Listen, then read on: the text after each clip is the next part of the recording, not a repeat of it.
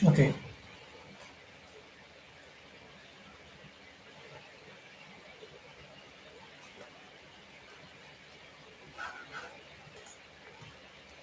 kita tunggu dulu ya sampai 15 lewat 2. Kita kasih waktu 2-3 menit untuk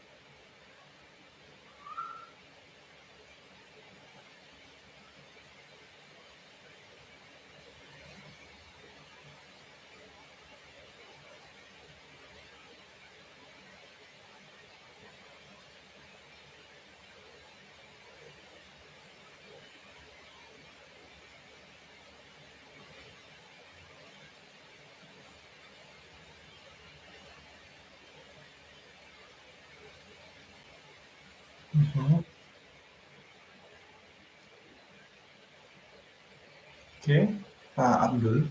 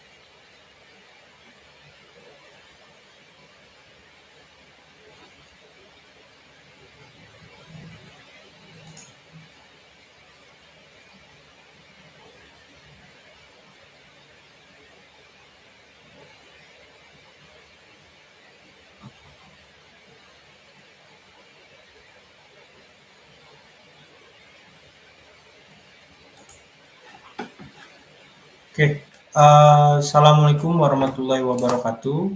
Eh, Bapak-bapak yang sudah hadir, terima kasih. Untuk pembelajaran hari ini ada beberapa hal yang akan saya sampaikan. Yang pertama, saya mengingat saya akan mengulang sedikit tentang apa yang sudah kita pelajari dan apa yang sudah saya sampaikan, lalu saya tambahkan beberapa hal. Yang pertama, perihal tes. Jadi, eee, saya ingatkan lagi bahwa kenapa Bapak harus belajar bahasa Rusia, karena nanti persyaratan untuk Bapak bisa bekerja adalah Bapak harus lulus tes, yang di mana saat mengerjakan tesnya itu di mana tesnya itu dikerjakan di Rusia, bukan di Indonesia. Jadi jika Bapak gagal tesnya, tidak hanya Bapak tidak bisa bekerja, namun juga akan jadi masalah untuk kepulangannya. Gitu. Karena saya jujur tidak tahu siapa yang akan membiayai kepulangan Bapak. Dan saya ingatkan bahwa saya tahu kalau Bapak ini untuk kerja itu di awal sudah ngeluarin biaya gitu ya. Maka dari itu eh, ya tolong keseriusannya dalam belajar bahasa Rusia, khususnya nanti saat kita belajar tesnya. Jadi untuk tesnya saya akan ngasih singkat aja. Jadi tesnya itu ada 137 soal. Nanti Bapak akan ngerjain 20 soal. Nah, 20 soal ini diambil dari 137 soal yang saya berikan. Soalnya benar-benar diambil dari soal yang saya punya. Jadi Bapak sudah tahu jawabannya, Bapak sudah tahu pertanyaannya. Yang Bapak perlukan adalah Bapak perlu menghafal gitu. Jadi untuk metode belajarnya di sini kita akan menghafal gitu. Saya akan mengajarkan sedikit-sedikit perlahan-perlahan semua soalnya, tapi balik lagi ke Bapaknya, gimana, apakah Bapak serius untuk bekerja di sini sehingga Bapak mau mencoba menghafalkan 137 soal tersebut. Oke, jadi seperti itu. Jadi cara belajarnya adalah Bapak menghafalkan, bukan belajar, karena untuk belajarnya nanti saat kita bertemu langsung. Jadi gini, target saya sama Bapak dari 137 soal ini adalah Bapak menghafalkannya, nggak perlu Bapak hafal 100% gitu. Jadi karena metode belajarnya ini menghafal, jadi cara menghafalnya juga bukannya Bapak misalkan hari ini ngafal 5 soal. Bapak hafalin ulang terus besok lupa, besoknya pas diulang itu 5 soal, Bapak udah lupa. Ya, terus Bapak ulang lagi tuh 5 soal, 1 sampai 5. Bukan begitu cara belajarnya. Nah, cara belajarnya adalah jadi gini, misalkan Bapak hari ini belajar 1 sampai 10 soal. Nah, setelah Bapak selesai belajar 1 sampai 10 soal hari ini, lalu besok saat Bapak coba mau review atau Bapak mau lihat, apa Bapak masih ingat lagi soal-soalnya, jawabannya, misalkan Bapak ngerasa, oh Bapak masih lupa-lupa inget nih, ada yang ingat, ada yang lupa. Nah ya udah, nggak apa-apa, lanjut aja terus ke 11 sampai 20 dan begitu terus seterusnya setiap harinya. Jangan Bapak ngulang. Kenapa seperti itu? Alasan pertama, karena soalnya banyak, ada 137 soal. Kalau Bapak ngulang, takutnya soal-soal yang lain itu nggak kebagian. Maka dari itu, lebih baik Bapak seperti yang saya kasih tahu cara belajarnya, yaitu belajar hari ini 1 sampai 10, besoknya lupa-lupa ingat, ya lanjut aja. 11 sampai 20, begitu terusnya. Lalu alasan kedua, karena gini, eh, kalau Bapak sudah mencoba menghafal nih sampai semuanya, udah hafal, nah lalu saat nanti Bapak ulang ke satu, mencoba menghafal lagi dari satu, itu akan lebih mudah menghafalnya. Karena apa? Karena Bapak sudah tahu, sudah pernah belajar, sudah pernah mencoba menghafal. Jadi saat mencoba menghafal lagi akan lebih mudah. Jadi seperti itu untuk cara belajarnya. Lalu yang ketiga, alasannya kenapa seperti itu cara belajarnya. Jadi gini, target saya sama Bapak adalah Bapak tidak perlu hafal 137 soal, benar-benar 100% hafal, nggak perlu. Jadi, nanti saat kita belajar langsung seminggu sebelum Bapak berangkat, nah saat seminggu itu kita akan belajar tesnya, akan saya bahas satu per satu soalnya. Nah saat saya ajarkan itulah Bapak melancarkan hafalan Bapak. Di saat itulah Bapak membuat hafalan Bapak 100% gitu. Kalau Bapaknya eh, baru mulai males-malesan, lalu baru mulai ngafalinnya pada saat nanti kita belajar langsung, itu bukan salah di saya. Saya sudah membantu, saya memberi bantuan semua segala macam untuk Bapak memudahkan Bapak menghafal, sisanya di Bapak. Kalau Bapak merasa, nanti aja saya mau belajarnya pada saat belajar langsung, nggak ada masalah bagi saya. Tapi apa Bapak yakin bisa ngafalin 137 soal dalam waktu seminggu? Maka dari itu, usahakan sudah mulai menghafal. Nah, untuk tes ini kita akan pelajari, akan saya berikan materinya di minggu depan. Minggu ini kita fokus dulu ke huruf-huruf Rusia. Saya minta dengan sangat Bapak menghafal huruf Rusia. Karena apa? Karena seperti yang Bapak lihat, di sini soalnya semua dalam bahasa Rusia, tidak akan ada bahasa Indonesianya. Nah, ini yang di dalam tanda kurung, ini nih adalah bantuan dari saya untuk Bapak memudahkan menghafal, yaitu cara bacanya.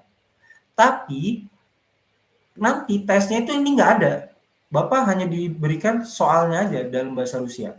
Nah, saya tahu bahwa Bapak menghafalnya gini. Misalkan di sini yang dihafalin misalkan ini magazine, V magazine. Ini bentuk tulisannya. Bapak hafalkan cara bacanya. Saya yakin Bapak menghafalkan bentuk tulisannya. Tapi untuk menghafalkan bentuk tulisan itu sangat resiko untuk lupa. Maka dari itu pentingnya Bapak tahu huruf Rusia, hafal semua huruf Rusia. Sehingga apa? Sehingga saat Bapak udah menghafalkan cara bacanya, nanti saat Bapak menjalankan tesnya, untuk tahu mana yang sesuai Bapak hafalkan, misalkan untuk jawaban ini, misalkan Bapak hafalkan V magazine. Oh, V magazine, V magazine. Lalu pas ketemu soal ini, Bapak ngeliat, oh ini kayaknya nih soal yang kayak yang jawabannya V magazine. Coba lihat yang mana yang V magazine. Gitu. Kalau Bapak tidak bisa tahu hafal huruf Rusia, Bapak tidak bisa mencoba membaca walaupun Bapak mengeja. Soalnya kenapa? Gini pentingnya. Karena gini, tidak hanya soalnya yang diacak, namun jawabannya, urutan jawabannya juga akan diacak. Gitu. Jadi kalau Bapak menghafalnya gini, oh soal yang ini jawabannya adalah yang urutan nomor 1. Nah itu akan jadi masalah buat Bapak nanti. Karena apa? Karena nanti jawabannya akan diacak. Maka dari itu pentingnya hafalin jawabannya, bukan urutan jawabannya. Pentingnya juga hafal huruf-huruf Rusia, biar tahu mana jawaban yang benarnya. Karena Bapak tahu cara bacanya, tapi nggak tahu bentuk tulisannya seperti apa. Gitu. Jadi itulah pentingnya belajar menghafal huruf Rusia sehingga apa? Sehingga Bapak bisa membaca tulisan Rusia walaupun mengeja. Gitu. Oke. Yang baru masuk bisa ditulis namanya, lalu bisa mundur aja 5 menit, 10 menit sebelumnya karena saya takutnya ketinggalan aja apa yang sudah saya sampaikan. Gitu ya. Jadi itu untuk tesnya. Bapak nggak perlu khawatir untuk sekarang, kita fokus dulu aja, kita mulai step by step. Saya hanya memberikan gambaran jalannya ke depan gitu. Soalnya kalau nggak tahu ke depannya, kebanyakan bapak-bapak tuh kayak ngerasa buat apa sih saya belajar ini, buat apa sih gitu. Jadi ini saya biar Bapak tahu aja. Oke. Itu untuk masalah tesnya. Jadi seperti itu tes yang akan Bapak kerjakan nanti di Rusia sana. Lalu untuk masalah tes segitu saja yang ingin saya sampaikan. Selanjutnya saya mau ngasih tahu cara mengerjakan PR selanjutnya. Jadi PR selanjutnya adalah saya akan memberikan kata-kata dalam bahasa Indonesia dan saya minta untuk Bapak menulisnya menulisnya dengan huruf Rusia, tapi dalam bahasa Indonesia. Maksudnya gimana? Misalnya gini, Bapak saya ngasih kata-kata Semarang, gitu ya. Nah, di sini, bentar, akan saya coba carikan. Nah, ini kan ada huruf Rusianya nih sebelah kanan, yang sudah saya kasih dan juga sudah Bapak kerjakan sebagai PR. Ya, misalkan saya nulis kata Semarang. Nah, saya minta untuk Bapak tulis kata-kata Semarang dalam huruf Rusia. Nah, contohnya S-nya itu apa? Kita coba cari di sini. Nah, S itu adalah diwakilkan dalam huruf Rusia itu C. Nah, Bapak tulis C. Lalu E. Ya, coba kita ulang. S itu C. Lalu E itu apa? E itu yang ini tuh, yang C kebalik lalu ada garisnya. Nah, Bapak tulis E, E. Lalu M, kita cari M. Nah, ternyata M sama kayak M Indonesia. Ya, ditulis M-nya M. Lalu A, kita cari A. A juga sama kayak A Indonesia. Klik A. Kita tulis A. Nah, untuk R, kita cari R. R mana nih R? Nah, di sini ada nih R. R dalam bahasa Rusia ditulisnya itu huruf P. Udah tulis R. Nah, A juga kan udah tahu. Lalu kita lanjut ke N. Nah, di sini N kelihatan nih. N itu tulisnya pakai huruf H. N. Nah, G itu yang mana? Kita coba cari. G, ini G nih. Huruf G. Ini G. Kita tulis ini. Nah, Semarang. Jadi seperti itu contoh pengerjaan untuk PR selanjutnya untuk melancarkan hafalan Bapak terhadap huruf Rusianya. Ya. Lalu contoh lagi, bakso. Nah, bakso kita tulis ulang ya. Huruf B itu ini B. B itu ini ya. Ini B. Tulis B. A kayak biasa A. Lalu kita lihat K. Oh, K sama. Ya udah tulis K. Nah, S tadi udah tahu kita S itu pakai huruf C. Lalu O kita cari O. Nah, ternyata O itu sama. Udah tulis O. Bakso. Seperti itu. Itu untuk mengerjakan PR selanjutnya. Untuk melancarkan Bapak bagaimana tentang huruf-huruf Rusia. Nah, ini ada saya contoh lagi misalkan banyak. Seperti yang sudah saya bilang, perihal tentang pengecualian. Jadi dalam huruf Rusia, pengecualian itu terjadi hanya untuk huruf Y.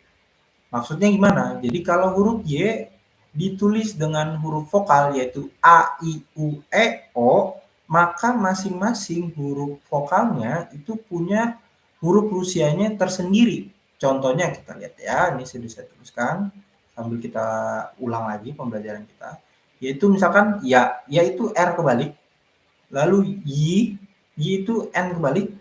Nah, U itu kayak angka 10, 1 sama 0 ini. Dan Y itu E. Ada lagi Yo itu E yang ada titik 2 di atasnya. Jadi seperti itu untuk pengecualiannya. Jadi selain huruf Ya, Y, U, Y, Yo yang dia punya hurufnya tersendiri, untuk huruf yang lain, kalau Bapak mau nulis dengan huruf vokal, maka huruf vokalnya perlu ditulis juga. Kita kasih contoh misalkan saya minta untuk Bapak nulis banyak. Nah, ini huruf B, tadi kita sudah tahu B itu ini. Nah, karena ini ada A-nya, itu bukannya berarti kemarin saya kasih tahu B itu babi, bu, bebo, bukan. Maksudnya itu ya seperti yang saya bilang tadi, bahwa untuk ya, yu, ye, yo itu punya huruf Y jika dipasangkan dengan huruf vokal, maka dia masing-masing punya hurufnya tersendiri. Sedangkan untuk huruf yang lain, jika dipasangkan dengan huruf vokal, maka tinggal ditulis aja huruf vokalnya. Maksudnya gini, misalnya ba, ya udah ditulis A, ba, untuk biar bisa ba. Lalu N, kita tulis N itu begini. Lalu untuk ya, ya tadi kan R kebalik. Nah, kita tulis R kebalik ini. Nah, ini kita nggak perlu tulis lagi A, karena ya ini R kebalik ini itu sudah mewakili dua huruf, yaitu Y sama A, ya, gitu. Selanjutnya K. Jadi seperti itu untuk contoh mengerjakan soalnya ya. Ini contoh lagi, bonyok. BO ini tulis B sama O-nya ditulis. Lalu yo-nya itu nggak perlu ditulis O-nya lagi karena sudah diwakili oleh huruf E yang ada titik 2 di atas. Jadi seperti itu untuk cara mengerjakan PR-nya. Oke. Lalu saya harap paham. Ini yang sudah udah 5 pas sudah. Tadi ada 7 orang saya kira. Oke, jadi itu untuk belajar caranya. Lalu sekarang saya akan coba jelaskan satu persatu tentang hurufnya, biar Bapak-Bapak lebih paham ya. Ini huruf A, jadi di perintan yang pertama yang saya sudah kasih, itu ada di halaman pertama itu ada kotak di mana isinya itu huruf.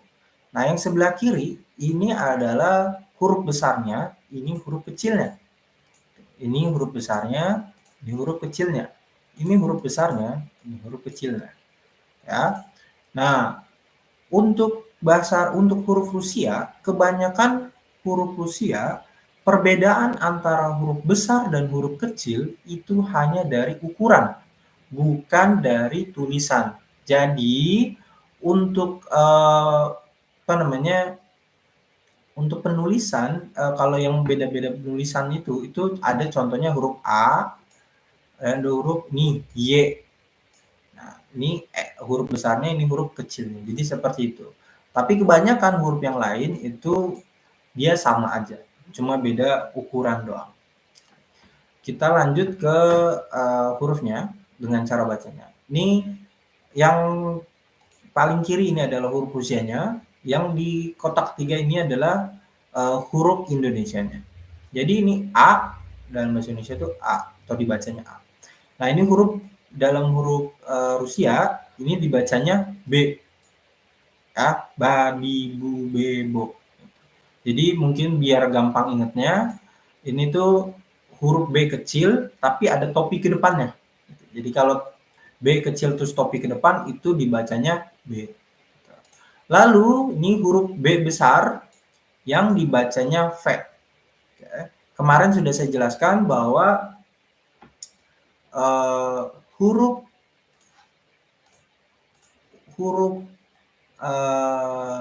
W dalam bahasa Indonesia atau bahasa Inggris itu diwakilkan oleh huruf B besar yang dibacanya V. Gitu ya. Jadi saya kasih contoh, misalkan mau nulis Wawan. Nah, Wawan tulisannya pakai huruf ini, B. B besar yang dibacanya V, lalu A, lalu H yang dibacanya N. Jadi Wawan. Jadi bacanya tuh W, tapi ada V-nya juga. Wawan. Seperti itu. Itu cara bacanya yang benar. Oke.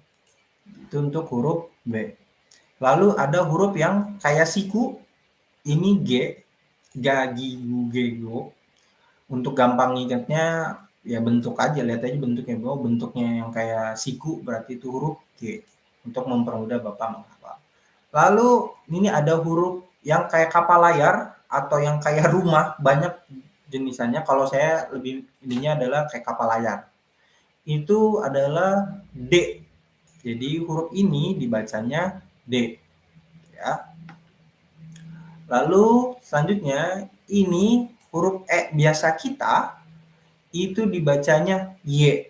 Oke, ini adalah salah satu kelompok huruf yang masuk ke pengecualian, yaitu ya, yi, yu, ye, yo.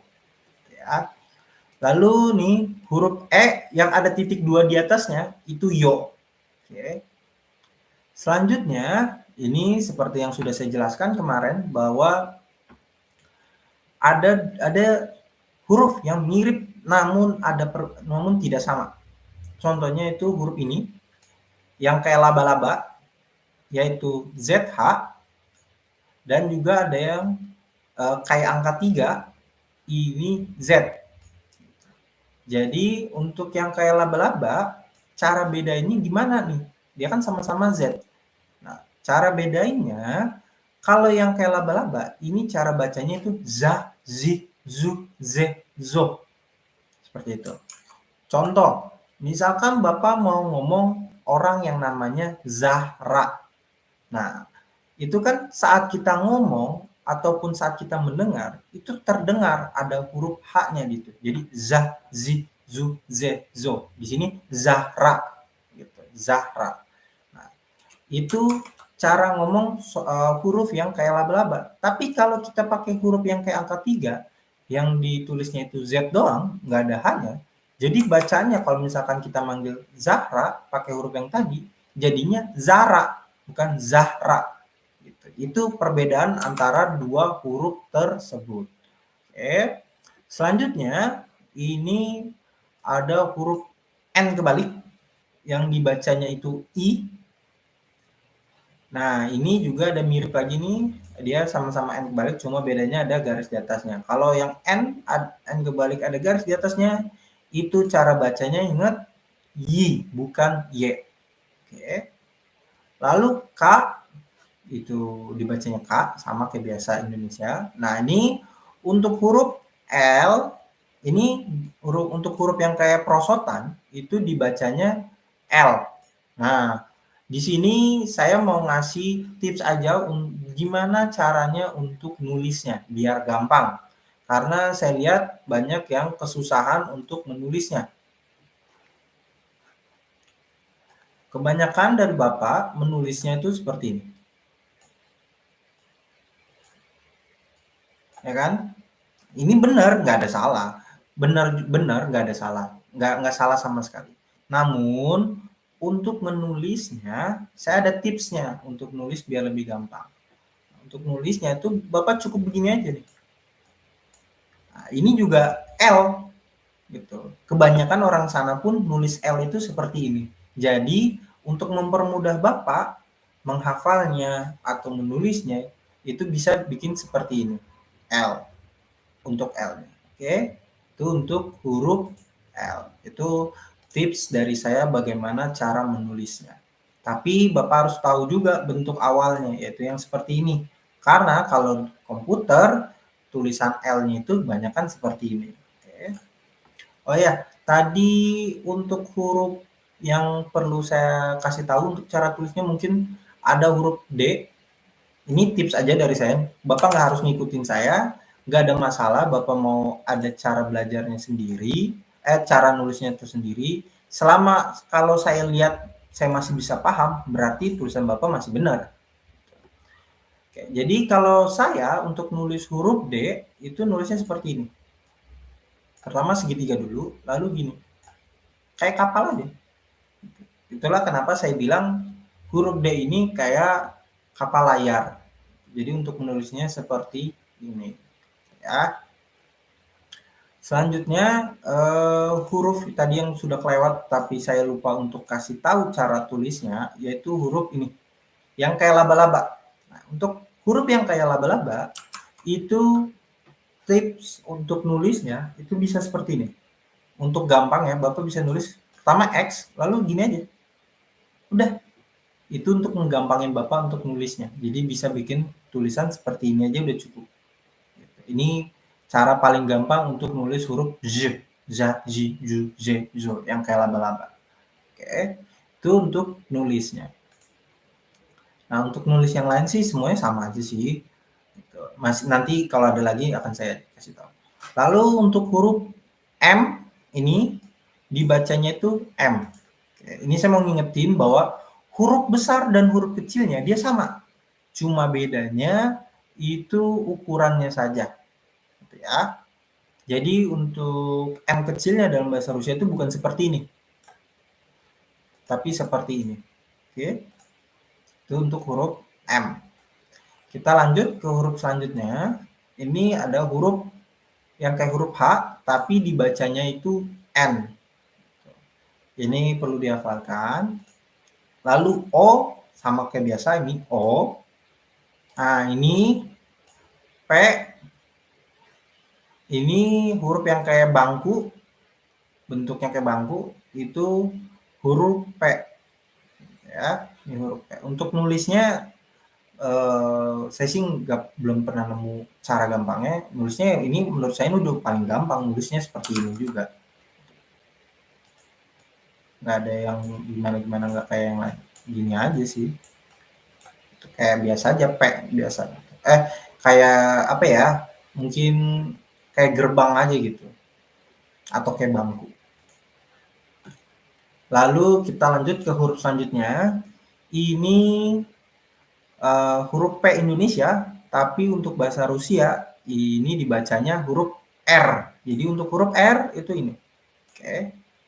Selanjutnya ini huruf S. Ini huruf C di dalam bahasa Indonesia, tapi dibacanya itu S. Oke. Lanjut, kita ke huruf ini yang dalam bahasa Indonesia itu huruf T, dan dalam bahasa Rusia juga huruf T. Saya mau ngingetin bahwa huruf besar dan huruf kecilnya itu sama, cuma ukurannya doang yang beda. Jadi jangan Bapak nulisnya seperti ini, karena ini huruf Indonesia. Untuk huruf Rusianya, huruf kecilnya seperti ini, cuma beda ukuran. Oke, kita lanjut. Ini huruf Y dalam bahasa Indonesia dibacanya U. Ya. Kita lanjut lagi. Nah, ini huruf yang unik. Ya, mungkin Bapak baru lihat. Nah, ini hurufnya kalau saya untuk menggampanginnya adalah kayak huruf angka 0 atau kayak angka 8, tapi ada garis di tengahnya. Ini huruf F. Jadi untuk huruf ini besar kecilnya tulisannya sebenarnya sih Bapak boleh yang mana aja. Bapak boleh kayak huruf yang kayak yang ini, kayak angka 0, lalu Bapak tarik garis di tengahnya, itu boleh. Untuk huruf kecilnya juga Bapak boleh begini juga, cuma beda ukuran, nggak ada masalah. Bapak juga boleh tulisnya seperti ini, angka 8, lalu begini. Dan untuk huruf kecilnya juga boleh seperti ini. Maaf. Nah, untuk huruf kecilnya juga boleh seperti ini. Cuma beda ukuran juga nggak ada masalah. Jadi untuk huruf F itu ada 2 cara untuk nulisnya. Bebas, Bapak mau milih nulis yang seperti ini boleh, seperti ini boleh. Itu untuk memudahkan Bapak untuk nulisnya. Oke. Lanjut, kita ke huruf X. Huruf X ini dibacanya itu H dalam bahasa Indonesia. H, hi, hu, he, ho. Nah, jadi seperti itu ya. Lalu ini ada huruf U yang ada buntutnya. Itu tulisannya itu TS dan cara bacanya sa, si, su, se, so. Oke. Nah, untuk huruf ini cara nulisnya itu saya ada triknya, yaitu seperti ini.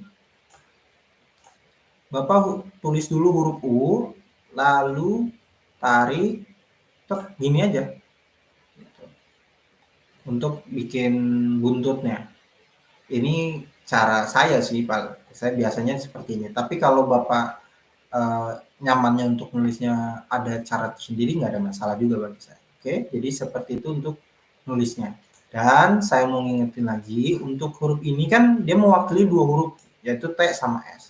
Jadi kalau Bapak ketemu huruf dalam bahasa Indonesia, misalkan seperti ini, tsunami, dia ada TS, itu Bapak pakai huruf yang ini, U yang ada buntutnya.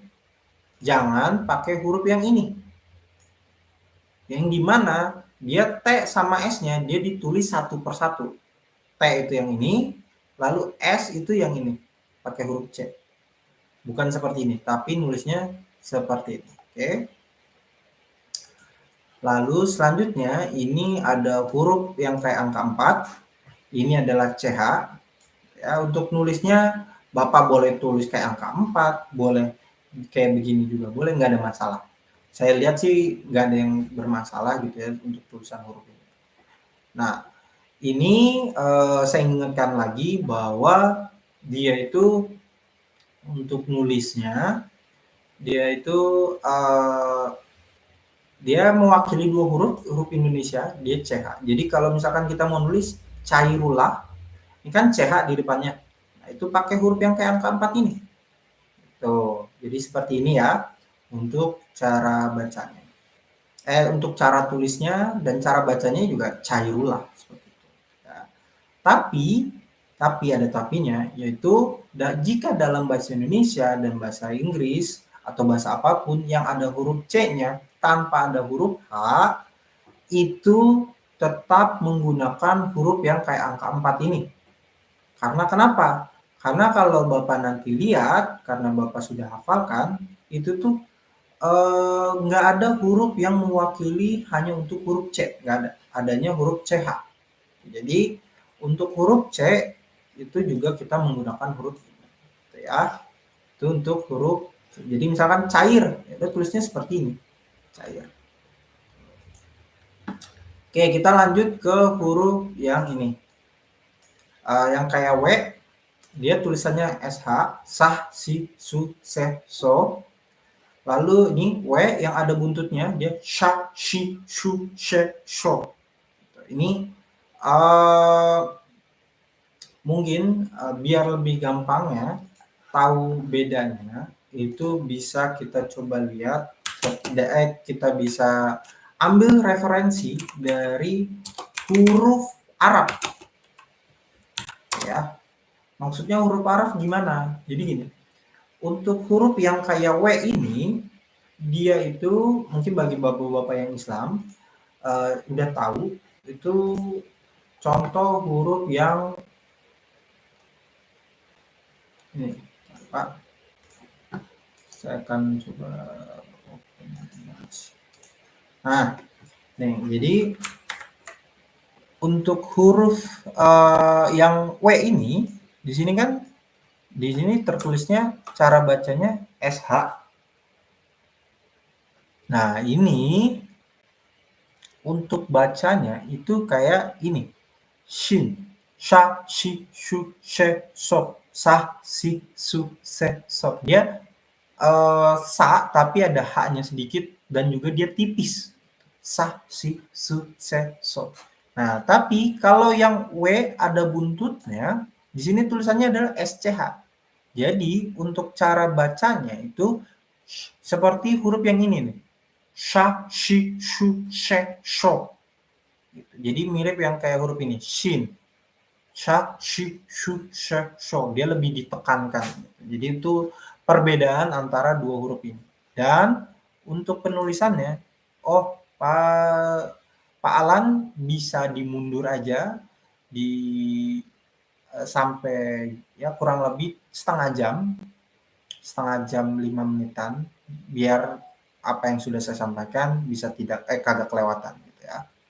Oke, untuk huruf yang ini, yang W bisa Bapak tulisnya kayak W biasa aja gini.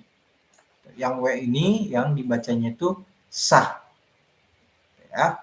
Nah, sah, si, su, se, so. Nah, ini huruf sah. Sah, si, su, se, so. Nah, untuk yang huruf yang bentuknya kayak W ada buntutnya yang dibacanya sha, shi, shu, she, sho. Nah, itu untuk nulisnya sama seperti U tadi, dia kan ada buntutnya nih. Jadi untuk nulisnya Bapak bisa seperti ini. Biar gampang. W, lalu tarik lagi. Udah gini aja. Gitu. Itu untuk cara nulisnya. Ya. Selanjutnya, ini ada yang sudah saya pernah jelaskan kemarin, bahwa di dalam alfabet Rusia atau bahasa, kan kalau bahasa Indonesia hurufnya itu alfabet, sedangkan kalau huruf Rusia itu sebutannya Kiril, ya, Kirilik.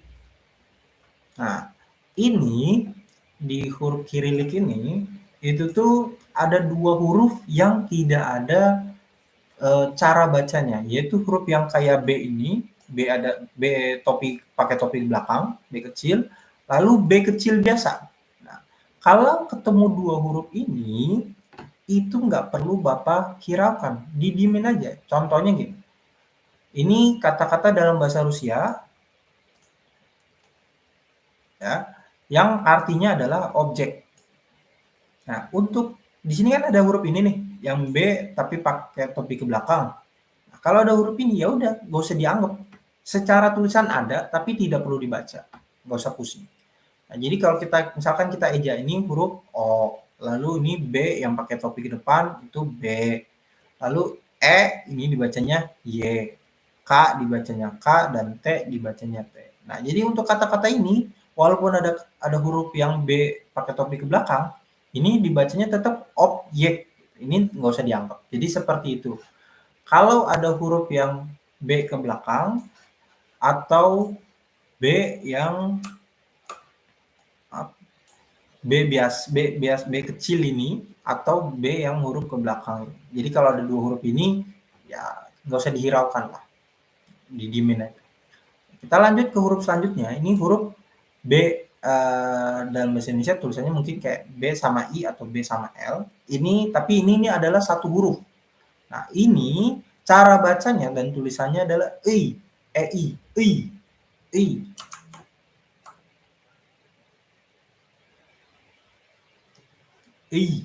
gitu ya. Begitu untuk cara bacanya. I. Jadi nih misalkan ini kan ada nih huruf ini nih. Nah, kita coba ya tulis.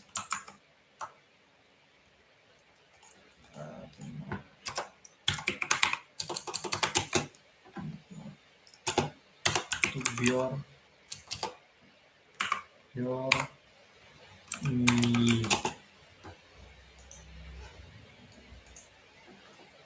Nah, ini untuk secara tulisan mungkin nulisnya seperti ini. Tevior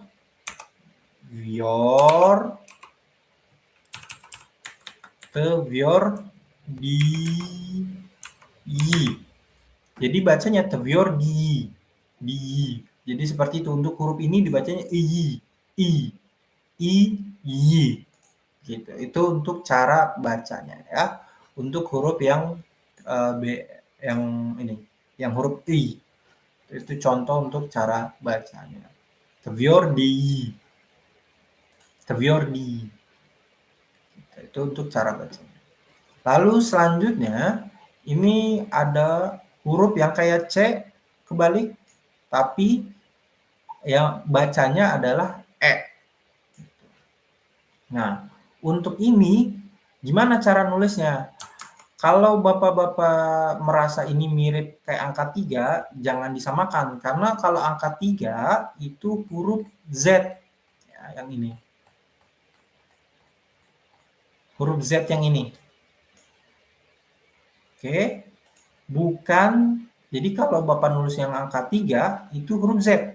Jadi kalau untuk E, Bapak nulisnya jangan kayak angka 3. Nulisnya itu kayak huruf C dibalik, lalu dikasih garis tengahnya. Atau referensi saya itu mirip kayak mata uang euro. Ya. Nah, jadi saya kasih contoh untuk cara tulisnya. Itu seperti ini. Pertama kita C, lalu udah kasih garis aja gini. Udah gitu aja cara nulisnya. Bukan begini. Nah, kalau gini salah. Ini Z. Oke, jadi seperti itu ya. Untuk cara tulisnya. Kita lanjut ke huruf selanjutnya. Ini sisa terakhir, U sama Ya. Nah, untuk huruf ini mungkin Bapak baru lihat. Nah, ini kayak huruf Korea atau kayak angka 1 sama 0 tapi ada garis di tengahnya. Nah, ini cara bacanya adalah U. Untuk nulisnya, Bapak boleh, kalau saya lihat setelah dari PR Bapak tuh nggak ada yang salah sih. aman semua untuk nulisnya, tapi ini versi saya aja. Kalau mau ikutin boleh, enggak juga nggak masalah. Jadi pertama garis dulu, lalu gini aja. Atau Bapak 1 sama 0, lalu garisin. Udah, gitu. Bebas aja, mana yang Bapak mau milih, enaknya, nggak ada masalah. Itu untuk nulis huruf U. Selanjutnya, huruf terakhir di sini adalah huruf R kebalik yang dibacanya ya. Gitu ya. Untuk nulisnya ya sama aja kayak R biasa, cuma dibalik aja. Jadi kita nulisnya dah gini aja, R kebalik. Oke, jadi itu aja yang saya mau sampaikan untuk pembelajaran hari ini. Saya harap yang nonton ulang bisa paham, yang nonton langsung juga paham. Kalau ada pertanyaan seperti biasa, Bapak boleh WA saya langsung atau WA di grup. Akan saya bales dan saya jawab secepatnya. Oke, jadi itu aja. Untuk minggu ini saya minta fokusin untuk hafalin huruf-huruf Rusianya. Oke, jadi itu aja. Terima kasih yang sudah hadir. Saya sangat menghargai itu. Siapa sisanya? Oh, 1, 2, 3, 4, 5. Oh, sip. Oke, itu aja dari saya. Kalau tidak ada pertanyaan, saya akan tutup pembelajaran hari ini. Apa ada pertanyaan? Yang nonton langsung nih. Oke, kalau nggak ada pertanyaan, saya tutup. Tapi kalau nanti Bapak kepikiran ada pertanyaan, ya bisa di chat aja saya langsung. Oke, itu aja dari saya tutup. Assalamualaikum warahmatullahi wabarakatuh.